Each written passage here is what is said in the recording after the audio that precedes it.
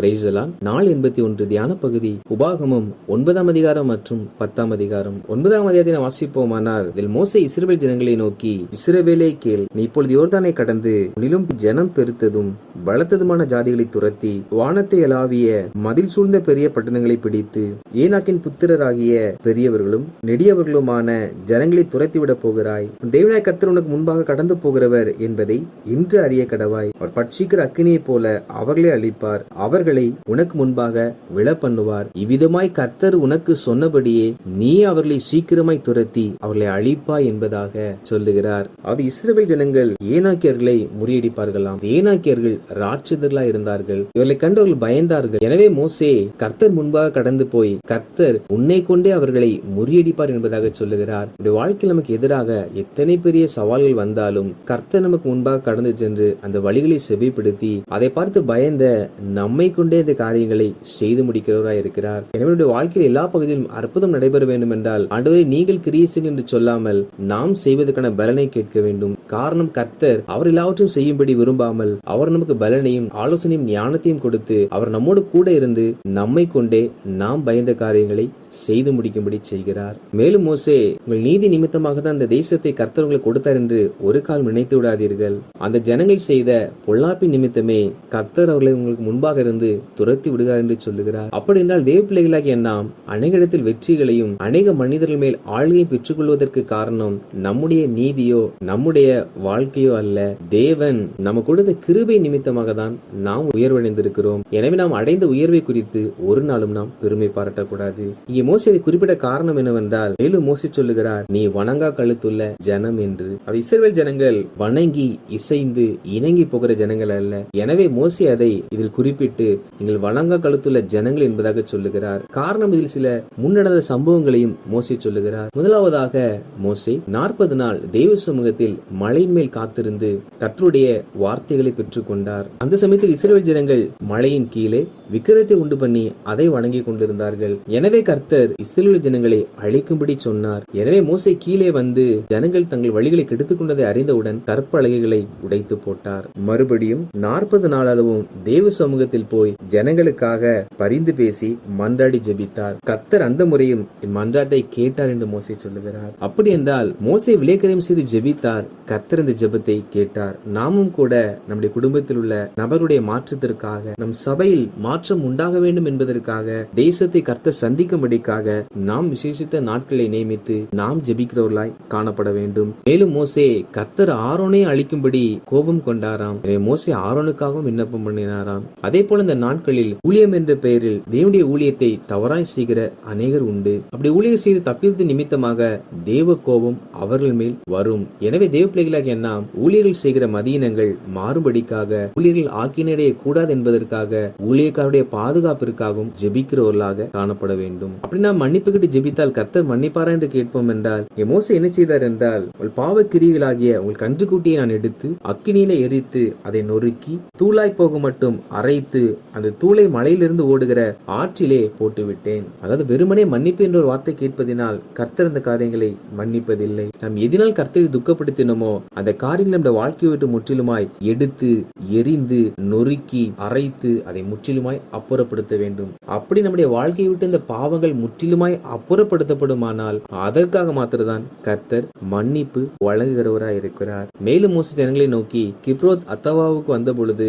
வேவு பார்க்கும்படி கர்த்தர் தேசத்தை சுதந்திரிக்க சொன்னார். ஜனங்களோ அதை விசுவாசியாமல் கர்த்தருடைய வார்த்தைக்கு எதிர்த்து நின்றார்கள். அப்பொழுது கர்த்தர் ஜனங்களை நான் அழிப்பேன் என்று மறுபடியும் சொன்னார். மறுபடியும் மோசே 40 நாள் தேவனுடைய பாதத்தில் இந்த ஜனங்களுக்காக பரிந்து பேசினாராம். அந்த ஜெபங்களை குறித்தும் இதில் மோசே குறிப்பிட்டிருக்கிறார். 10ஆம் அதிகாரத்தை வாசிப்போமானால் அதில் ஆண்டவராகிய கர்த்தர் மோசேயை நோக்கி 2 கற்பலகைகளை செதுக்கி கொண்டு மலையின் மேல் வரும்படி சொல்லுகிறார். அவைகளை உடன்படிக்கையின் பெட்டிக்குள்ளாக வைக்க வேண்டுமாம். மோசே அதன்படி 2 கற்பலகைகளை எடுத்துக்கொண்டு மலையின் மேல் சென்ற பொழுது கர்த்தர் அந்த வார்த்தைகளை எழுதி கொடுத்தார். அதை மோசே உடன்படிக்கை பெட்டிக்குள்ளாக வைத்தார். இது எதை காண்பிக்கிறது என்றால், முதல் கற்பலகைகள் உடைக்கப்பட்டது.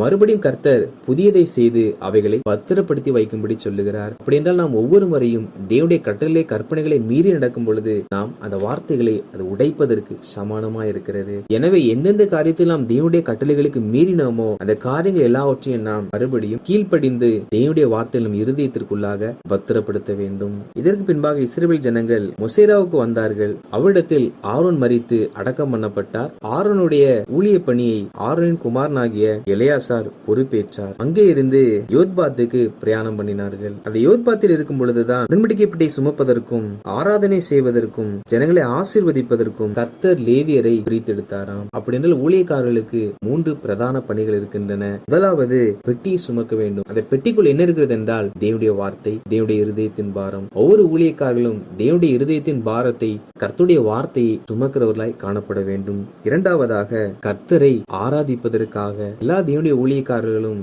அவர்கள் கர்த்தரை ஆராதிக்கிறவர்களாக இருக்கணும். மற்ற ஜனங்களையும் கர்த்தரை ஆராதிக்கிறவர்களாக மாற்ற வேண்டும். மூன்றாவதாக தேவனுடைய நாமத்தை கொண்டு ஜனங்களை ஆசீர்வதிக்க வேண்டும். இந்த 3 காரியங்கள் செய்வதற்காகவே கர்த்தர் இஸ்ரவேல் ஜனங்கள் நடுவில் இருந்து லேவியரை யோத்பாத்தில் வைத்து வேறு பிரித்தெடுத்தாராம். அதே மோசே இதில் குறிப்பிட்டிருக்கிறார். மேலும் மோசே, நான் முந்தின பிரகாரமாகவே 40 நாள் இரவும் பகலும் மலையில் இருந்தேன். கர்த்தர் அந்த முறையும் என் மன்றாட்டை கேட்டு உங்களை அழிக்காமல் விட்டார். சென்ற அதிகாரத்திலே மோசே 3 முறை நான் 40 நாள் தேவ சமூகத்தில் இருந்தேன் என்று சொல்லுகிறார். இங்க 4வது முறையும் கூட மோசே தேவ சமூகத்தில் 40 நாளளவும் புசியாமலும் குடியாமலும் இருந்தாராம். அத்தனை லட்சம் ஜனங்களை மேய்ப்பதற்கு வாயின் வார்த்தைகளினால் எது ஒன்றையும் செய்துவிட முடியாது. அதற்கு தேவை ஜெபமாகும். மோசே அப்படி தன் ஜனங்களுக்காக பல முறை உபவாசித்து ஜெபித்து ஜனங்களை தேவ கோபத்திலிருந்து விலக்கி பாதுகாத்து கொண்டார். இப்படி மோசையை போல நம் தேசத்தில் இருக்கிற எல்லா ஊழியக்காரர்களும் ஜனங்களுக்காக அவர்கள் திறப்பில நிற்கிறவர்களா இருப்பார்கள் என்றால் அந்த சபை, அந்த பட்டணம், அந்த தேசம் நிச்சயமாக ஆசீர்வதிக்கப்படும், எழுப்புதல் அடையும். மேலும் மோசே சொல்லுகிறார், இப்பொழுதும் இஸ்ரவேலே, நீ உன் தேவனாகிய கர்த்தருக்கு பயந்து அவர் வழிகளிலெல்லாம் நடந்து அவரிடத்தில் அன்பு கூர்ந்து உன் முழு இருதயத்தோடும் உன் முழு ஆத்துமாவோடும் உன் தேவனாகிய கர்த்தரை சேவித்து நான் இன்று உனக்கு கற்பிக்கிற கர்த்தருடைய கற்பனைகளையும் அவருடைய கட்டளைகளையும் உனக்கு நன்மை உண்டாகும்படி கை கொள்ள வேண்டும் என்பதையே அல்லாமல் வேறு எதை உன் தேவனாகிய கர்த்தர் உன்னிடத்தில் கேட்கிறார் என்று சொல்லுகிறார். அதாவது தேவனாகிய கர்த்தருக்கு பயந்து அவர் காண்பிக்கிற வழியில் சென்று அவரிடத்தில் அன்பு கூர்ந்து முழு ஆத்துமாவோடும் அவருக்கு சேவை செய்து அவருடைய கற்பனைகள் எல்லாவற்றையும் கை கொள்ள வேண்டுமாம். ஏன் இவ்வாறு செய்ய வேண்டும் என்றால் மோசே சொல்லுகிறார், உங்களுக்கு நன்மை உண்டாகும்படிக்கு. அப்படினால் வேதத்தின்படி வாழ்வதனால் தேவனுக்கு எந்த ஒரு நன்மை உண்டாக போவதில்லை. ஒரு மனிதன் வேதத்தின்படி வாழ்வான் என்றால் அவனுக்கு தான் நன்மை உண்டாகும். எனவே நன்மை உண்டாகும்படிக்கு தான் இந்த வேத வார்த்தைகள் எழுதி கொடுக்கப்பட்டிருக்கின்றன.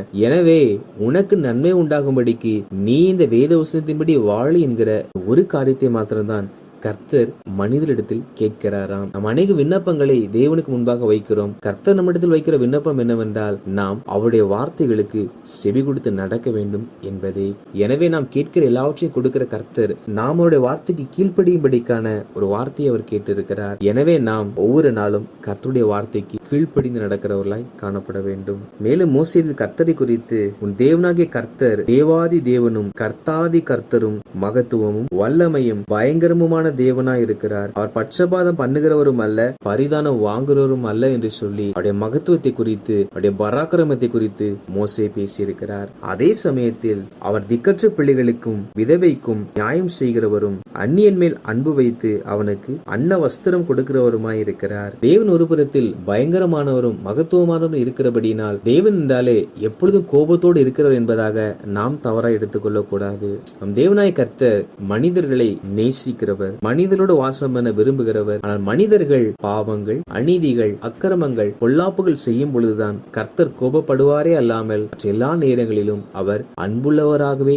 இருக்கிறார். இதில் தேவனுடைய 2 தன்மைகளை குறித்து நம்மால் பார்க்க முடியும். வாசித்த இந்த அதிகாரிகளின்படி கர்த்தர் ஜனங்களாகிய நாம் நமக்கு முன்பாக இருக்கிற பிரச்சனைகளை கர்த்தர் மாற்றி போட வேண்டும் என்று சொல்லி கர்த்தரை நாம் வேலை வாங்காமல் அவைகளை நான் மேற்கொள்ள பலன் தாரும் என்று சொல்லி இந்த பலத்தை பெற்றுக்கொண்டு நாம் அவைகளை மேற்கொண்டு நம்முடைய நீதி நிமித்தம் தான் எல்லா ஆசீர்வாதங்களையும் பெற்றுக்கொண்டோம் என்று நாம் நினைக்காமல் மோசேயை போல நம் குடும்பத்தில் உள்ள நபர்களுக்காக, நம்முடைய உறவினர்களுக்காக, நம்முடைய சபைக்காக, நாம் இருக்கிற பட்டணத்திற்காக, நம் தேசத்திற்காக நாம் விசேஷித்த நாட்களில் நியமித்து உபவாசிக்கிறவர்களாக, ஜெபிக்கிறவர்களாக காணப்பட்டு நம் பாவங்கள் மன்னிக்கப்பட வேண்டும் என்றால் அதற்கு காரணமா இருக்கிற அந்த கிரியைகளை நாம் சுட்டெரித்து எந்தெந்த கற்பனைகளுக்கெல்லாம் கீழ்ப்படியாமல் இருந்தோமோ இனி வரும் நாட்களில் அவைகளுக்கு நாம் முற்றிலும் கீழ்ப்படிந்து நாம் கேட்ட எல்லாவற்றையும் கொடுக்கிற கர்த்தர் அவருடைய வேத வசனத்தின்படி நாம் வாழ வேண்டும் என்ற அந்த ஒரே காரியத்தை நம்மிடத்தில் கேட்டிருக்கிறார். எனவே நாம் அவருடைய வார்த்தைகளை ஒவ்வொரு நாளும் கை கொண்டு நடப்போம். கர்த்தர் தாமே வானத்து நட்சத்திரங்களைப் போல நம்மை ஆசீர்வதிப்பார், பெருகச் செய்வார். ஆமேன்.